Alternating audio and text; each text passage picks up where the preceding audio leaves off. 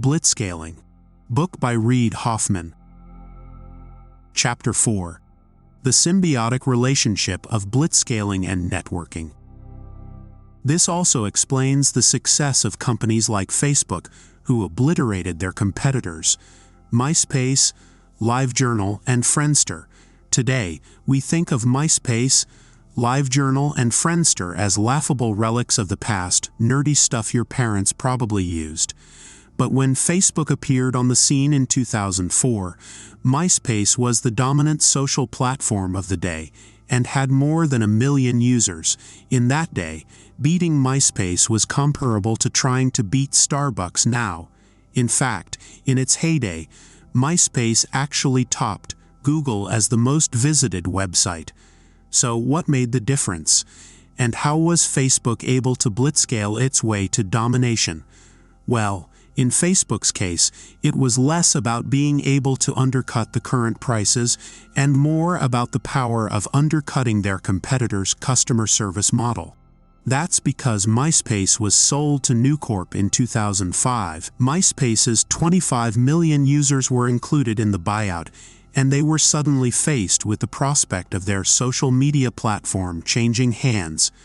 They had neither asked for nor consented to this fundamental shift, and many users were dissatisfied, especially when the new owner decided to prioritize the potential ad revenue he could milk from MySpace, rather than concentrating on the development of a high-quality social media platform.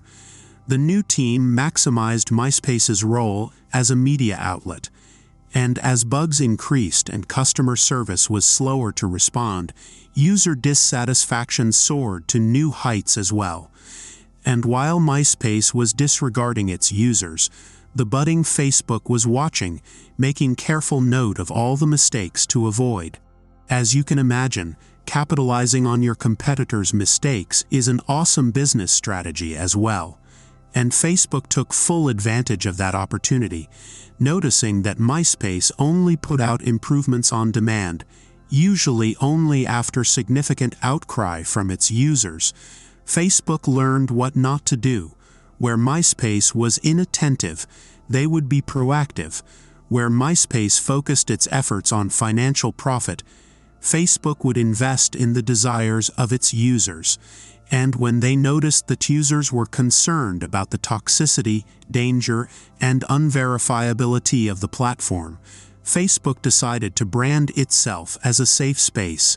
In contrast to MySpace's uncensored membership, they would verify email addresses and make their community safe by keeping vulnerable kids away from predators. As a result, Facebook's policy requires users to be 13 or older, have a parent's approval, and use a verified email address and phone number, all the security features that MySpace lacked.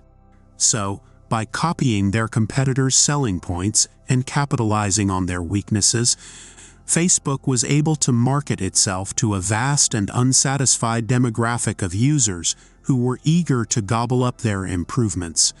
And even though Facebook didn't participate in blitzscaling in quite the same way as Uber or Airbnb, they did put their own spin on it. For example, they didn't immediately seek to expand at warp speed by doing the social network equivalent of setting up multiple offices in different countries. Instead, they started slowly, first limiting their user base exclusively to Harvard students, then test driving the network with friends at other universities, and slowly expanding to high school students, businessmen, and corporations around the United States. But although they differed in this respect, rapid and sustainable growth was still their core focus. That's because they recognized that growing too quickly is the major pitfall of most budding social networks. But if they started small and applied strategies that would allow them to undercut the dominant social networks, they knew they could still rise to the top, and that's exactly what they did.